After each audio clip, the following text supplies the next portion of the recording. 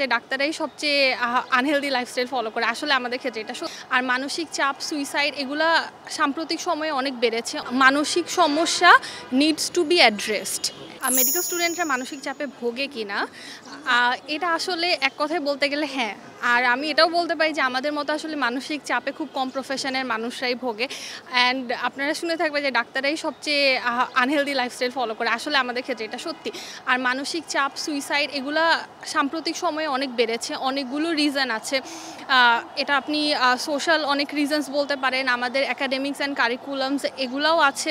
Plus আমাদের সময়টা এরকম চলে গেছে, আমরা সবাই সব কিছু নিয়ে এত বিজি, আমাদের নিজেদের মধ্যে সম্পর্কটা কমে গেছে। কোপ আপ করার যে একটা চাপের সাথে আমি কোপ আপ করবো, এই জিনিসটা আমাদের মধ্যে ক্যাপাবিলিটি দিন দিন কমে যাচ্ছে বা সমস্যাটা অনেক বেশি বেড়ে গেছে, যার কারণে এখন আমাদেরকে এই জিনিসগুলোতে আমাদের ক্যাপাসিটি বিল্ডিং দরকার। অ্যান্ড এরকম ইতিহাস তো আপনারা নিউজ পেপার খুললেই দেখতে পাচ্ছেন। খুব রিসেন্টলি একজন মেডিকেল কলেজ স্টুডেন্টের সুইসাইডের নিউজ আপনারা দেখেছেন। এখন এগুলো অনেক রিজন থাকতে পারে, শুধু একাডেমিককেই আমি দায়ী করব না বা শুধু পার্সোনাল প্রবলেমসকে আমি দায়ী করব না, সমস্যা যেরকমই হোক। And Bangladesh medical student society BMSS এইখানেই রোল প্লে করছে যে ইউথদেরকে, নট জাস্ট মেডিকেল স্টুডেন্টস, আজকে এখানে আমরা ইউনাইটেড নেশন ইউথ অ্যাডভাইজারি গ্রুপের মেম্বাররাও ছিল। অ্যান্ড এখানে আমাদের ফ্যাসিলিটেটাররা হিসেবে ছিলেন বাংলাদেশ অ্যাসোসিয়েশন অফ সাইকিয়াট্রিস্টের স্যার ম্যাডামরা। এখানে BMSS-এর উদ্দেশ্য একটাই যে ইউথদেরকে মেন্টাল হেলথ ফোকাস এরিয়াতে কিভাবে আমাদের এই ভলেন্টারি পাওয়ারটাকে মোবিলাইজ করা যায়।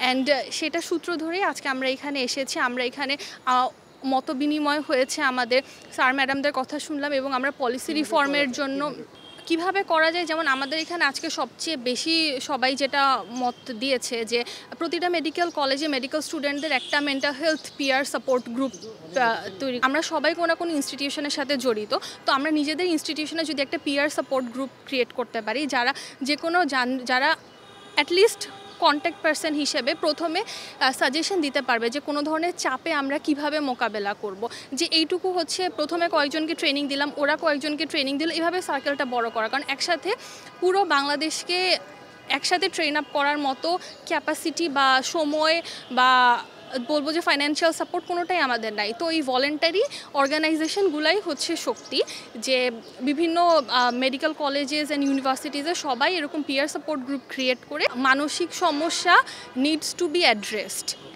অ্যান্ড এই জিনিসটাকে প্রায়োরিটাইজ করার জন্যই ওয়ার্ল্ড মেন্টাল হেলথ ডে 2025 উপলক্ষে আজকে আমাদের এই open discussions and capacity building.